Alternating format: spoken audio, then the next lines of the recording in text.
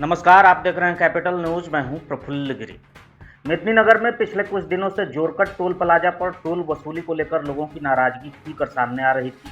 स्थानीय लोग लगातार इस बात को लेकर आक्रोश जता रहे थे कि 3 किलोमीटर आवागमन के लिए उनसे टोल टैक्स लिया जा रहा है।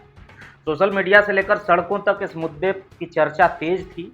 इसी बीच पलामू के युवाओं ने आगे बढ़कर पहल की और प्रशासन और टोल प्रबंधन के सामने लोगों की बात मजबूती से रखी। एक और यूथ कांग्रेस कमेटी के स्पोक्सपर्सन मणिकांत सिंह ने इस मुद्दे को लेकर एनएचएआई के रीजनल मैनेजर को तीखा पत्र लिखा। अपने पत्र में उन्होंने साफ शब्दों में कहा है कि जनता के आक्रोश को देखते हुए उन्होंने आवेदन की शुरुआत में विनम्रता पूर्वक जैसे औपचारिक शब्दों का आवरण डालना भी उचित नहीं समझा। उनका कहना था कि टोल लगाने का स्थान न्याय संगत नहीं है और इसे तुरंत दूसरे स्थान पर शिफ्ट किया जाना चाहिए।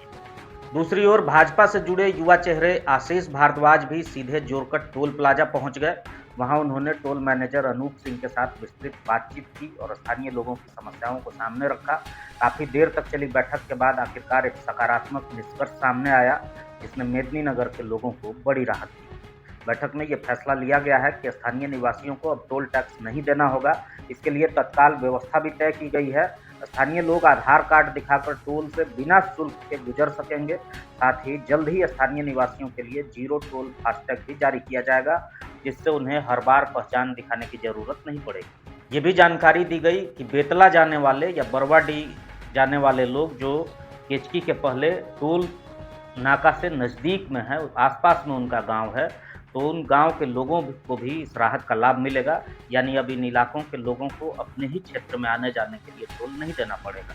टोल प्रबंधन ने भी माना कि जनता की समस्याओं को देखते हुए ये निर्णय लिया गया है ताकि स्थानीय लोगों को अनावश्यक परेशानी का सामना नहीं करना पड़े।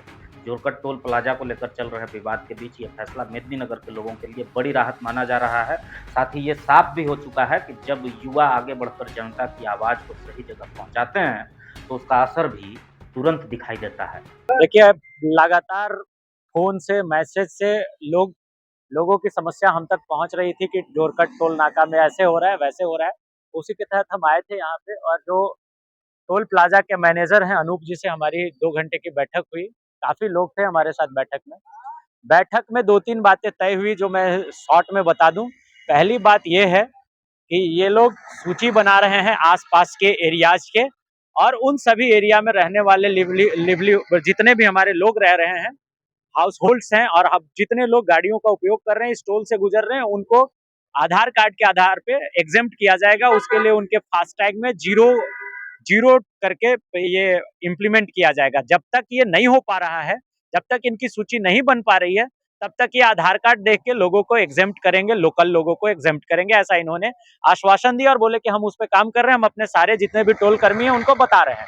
दूसरा, जो सूची इनकी आएगी तो वो सूची एडमिनिस्ट्रेटिव बिल्डिंग पे नीचे सार्वजनिक कर देंगे कि किस किस पंचायत और नगर निगम के कौन कौन से एरिया को एग्जेम्प्ट किया गया। हमने अपने तरफ से कहा है कि इंटायर नगर निगम को टोल से एग्जेम्प्ट कर दीजिए। दूसरी बात है कि ये जो जैसे ही आप टोल नाका से आगे जाएंगे, 100 कदम आगे से बेतला नेशनल पार्क का रास्ता कटता है।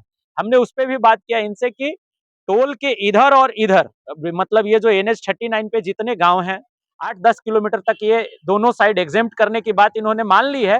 बेतला नेशनल पार्क पर भी हमने कहा है कि इस ओर जाने वाले जितनी गाड़ियां हैं, क्योंकि वो आपके टोल का बहुत कम उपयोग कर रहे हैं, टोल सड़क का, तो उसके लिए भी आप प्रावधान लाइए कुछ कि आ रहे लोगों को नुकसान, ये मतलब प्रॉब्लम ना फेस करना पड़े, टोल ना देना पड़े। उन्होंने बोला कि भैया हम उस पर भी कंसिडर कर रहे हैं, हम सर्वे कर रहे हैं, और जल्द ही उस पर भी हम लोग ये एग्जेम्पशन का जो क्राइटेरिया है उसको लाएंगे।